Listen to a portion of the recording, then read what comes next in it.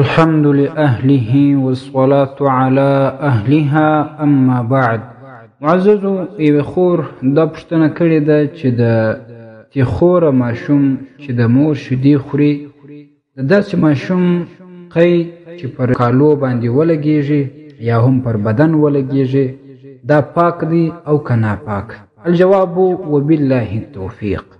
د هغه ماشوم قی چې هغه د مور شیدې خوري یا وچی ډاکټري شیدې خوري د هغه قی که په ډکه خوله باندې وي ناپاک دی، که پر کالو باندې یا پر بدن باندې ولګېږي هغه نجس ور باندې ګرځي، البته په دې شرط باندې چې دغه قی یا خواګرزی یې په ډکه خوله باندې وي او د معدې څخه د خواګرزی راوتلی وي.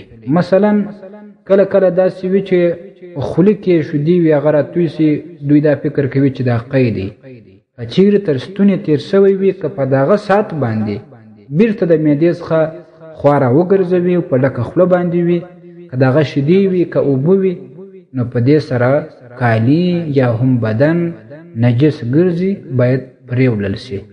الدر المختار مع رد المحتار اول جلد 102 صفحه او دا شان په البحر الرائق کې هم راځي په اول جلد 399 صفحه کې. السلام علیکم ورحمت الله وبرکاته. ستاسو د اسلامي پوښتنو جوابونکی مفتی حکیم الله صابر الحنفي صاحب.